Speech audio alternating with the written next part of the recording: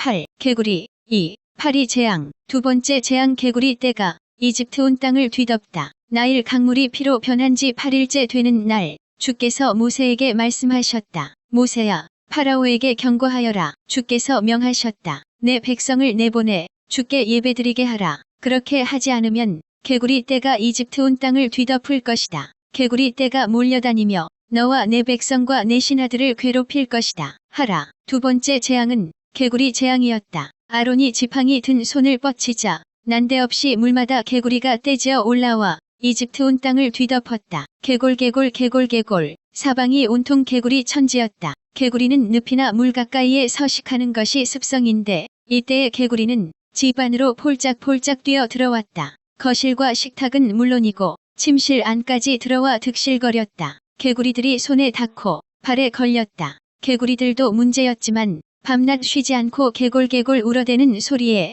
정신이 혼미할 지경이었다. 예부터 이집트인들은 개구리가 산업과 가정을 풍요롭게 해주는 귀한 동물로 믿었다. 강이 범람한 직후에 많은 개구리가 비옥한 토지 위로 꾸역꾸역 기어 올라왔기 때문에 농토의 비옥함이 개구리들과 관련된다고 짐작한 것이다. 그래서 이집트 사람들은 머리가 개구리 형상인 헤크트라는 우상을 섬겼다. 헤크트는 100만이라는 뜻인데 그만큼 개구리를 풍요와 다산을 상징하는 동물로 신성시했다. 그러나 이제는 달라지고 말았다. 이집트 사람들에게 큰 복을 갖다 준다면서 신으로 숭배하던 개구리들이 지금 엄청난 고통을 안겨주고 있었다. 하나님께서 개구리 떼재앙을 내리신 것은 그들의 우상이 얼마나 부질없고 헛된 것인가를 알려주시기 위함이다. 이집트 마술사들도 눈속임수로 개구리 몇 마리를 어디선가 나오게 하여 폴짝폴짝 뛰게 만들었다. 정말 쓸데없는 짓이었다. 그들이 참된 마술사라면 사람들을 괴롭히는 개구리 떼가 없어지게 하는 마법을 펼쳤어야 마땅하다. 하지만 그들은 안 그래도 온통 득실거리는 개구리 떼에 몇 마리를 더 보탰을 뿐이다. 개골개골 개골개골. 사방에서 득실거리는 개구리 떼와 그것들의 쉼 없는 울음소리로 이집트 온 땅에 고통의 부르짖음과 원성이 자자했다. 그러자 파라오가 모세와 아론을 급히 불러 말했다. 너희는 개구리 떼가 물러가도록 너희 신께 빌어라. 그러면 나도 너희 신에게 제사 드릴 수 있도록 이스라엘 백성들을 내보내주겠다. 좋습니다. 더는 고통당하지 않도록 개구리 떼를 강과 물에만 머물도록 여호와께 빌겠습니다. 그럼 제가 언제 여호와께 간구하면 되겠습니까? 개구리 떼를 물러나게 하는 기한을 파라오에게 물은 것은 개구리 떼의 출현이 우연이나 자연현상이 아니라 하나님의 재앙으로 인한 기적적인 현상임을 확실히 보여주기 위함이었다. 내일이다. 내일 너희 신께 빌어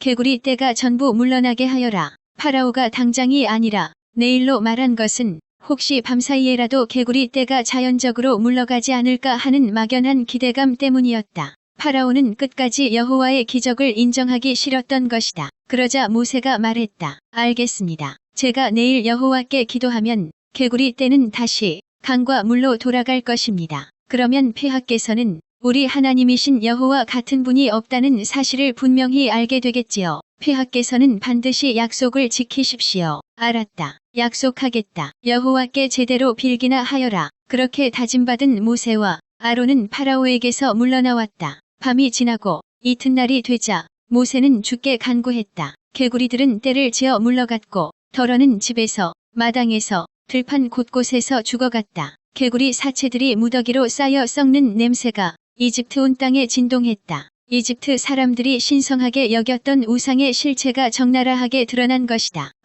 내가 쉽게 히브리 놈들을 놓아줄 줄 알았더냐. 어림도 없지. 노예 하나의 몸값이 얼만데 수백만 노예들을 이대로 놓아줄 순 없어. 한 고비를 넘기게 되자 파라오는 다시 마음이 강팍해졌다. 언제 약속했느냐는 듯 모세와 아론의 말을 듣지 않았다. 주께서 말씀하신 그대로였다. 세 번째 재앙 땅의 티끌이 각다귀로 변하다. 모세야, 지팡이를 들어 땅에 있는 티끌을 쳐라. 이집트 온 땅의 티끌이 모두 각다귀로 변할 것이다. 파라오가 약속을 어기자 이번에는 사전 경고도 없이 세 번째 재앙이 즉각 시행되었다. 히브리어로 킨님이라 불리는 이집트의 각다귀는 모기의 일종이다. 모기와 유사하지만 다리가 더 길고 몸집은 더 작으며 특히 쏘는 힘이 강하다. 이것들은 사람의 우속이나 눈과 콧등까지 파고들어 마구 쏘아대기 때문에 참기 힘든 고통을 준다. 아론이 모세의 지팡이를 잡고 손을 뻗어 땅에 티끌을 내리쳤다. 그러자 이집트 땅에 있는 티끌들이 죄다 각다귀로 변해 사나운 공격성을 띠고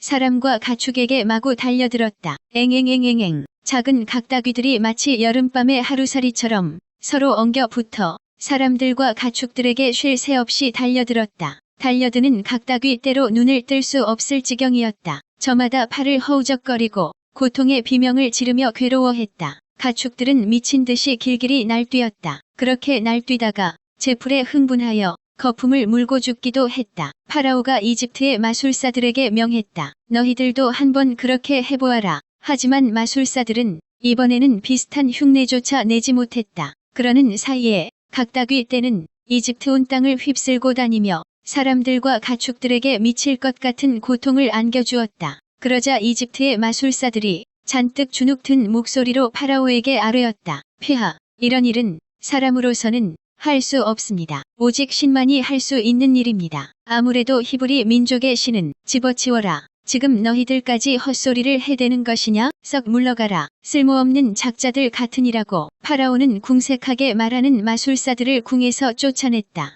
그는 여호와의 재앙을 똑똑히 목격하고도 마음이 강팍하여 모세와 아론의 말을 듣지 않았다. 주께서 말씀하신 그대로였다. 네 번째 재앙 파리 때가 들끓다. 하나님께서 모세에게 말씀하셨다. 모세야, 너는 아침 일찍 강가로 나가서 파라오를 만나 이렇게 전하라. 이스라엘 백성을 내보내지 않으면 이집트 온 땅에 파리 천지가 된다고 말하라. 다만 히브리인들이 사는 고센 땅에는 파리 한 마리도 날아들지 않을 것이다. 그래야 나 여호와가 이 모든 재앙을 주관한다는 것을 파라오가 알 것이다.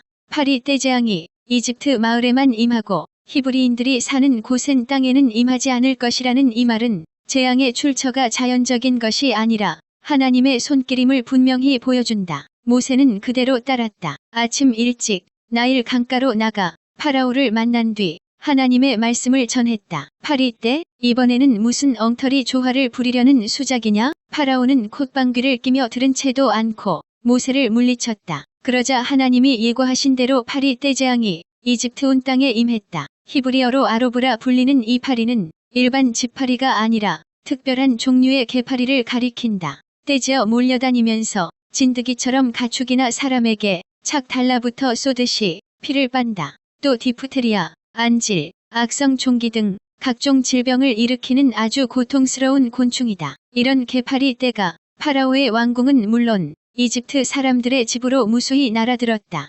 사람들과 가축들도 심히 괴롭혔지만 옷과 가죽 물건, 가구와 세간과 식료품 등에도 마구 달라붙어 아무짝에도 쓸모없게 만들었다. 이집트 땅은 개파리 떼 때문에 폐허가 되다시피 했다. 참다 못한 파라오가 모세와 아론을 불러들여 항복했다. 좋다, 좋다, 허락하겠다. 너희는 함께 모여 너희 신 여호와에게 예배를 드려도 된다. 다만 너희는 이 땅 안에서 너희 신께 희생 제사를 드리도록 하라. 폐하, 그렇게는 할 수 없습니다. 우리가 이집트 사람들이 보는 앞에서 짐승을 잡아 희생 제사를 드린다면 그들은 격분하여 우리를 돌로 칠 것입니다. 당시 이집트 사람들은 각종 짐승을 우상으로 만들어 놓고 숭배 대상으로 삼았다. 악어의 머리 형상을 지닌 소보크, 따오기 형상을 지닌 토트, 매의 형상을 지닌 호루스, 제칼의 형상을 지닌 아누비스, 순양의 머리 형상을 지닌 아문, 그리고 힘과 생명을 주는 신으로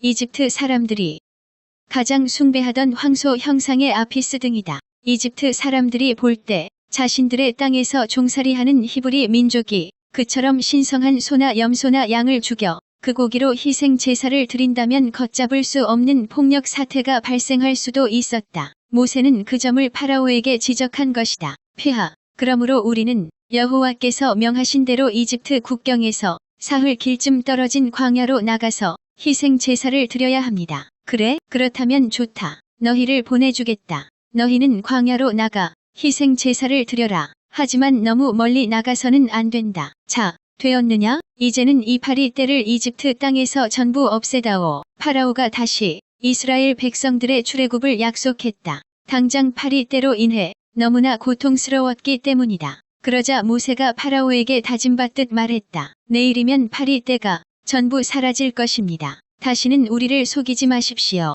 우리 백성들이 이집트 밖으로 나가 여호와께 희생 제사를 드리는 일로 이랬다 저랬다. 마음을 바꾸지 마십시오. 알았다. 알았으니 어서 너희 신께 기도하여 파리 떼가 없어지도록 해다오. 파라오는 귀찮다는 듯 설렁설렁 대답하고는 속히 파리 떼가 없어지기만을 바랐다. 왕궁을 떠난 모세가 기도하자 파리 떼가 갑자기 어디론가 사라져 한 마리도 찾아볼 수 없게 되었다. 휴, 이제야 살겠다. 파리 떼가 감쪽같이 사라졌군. 이집트 온 땅에서 파리 떼가 사라지자 파라오는 다시 마음이 완고해졌다. 그래서 약속을 깨뜨리고 이스라엘 백성들을 보내려 하지 않았다. 9. 악질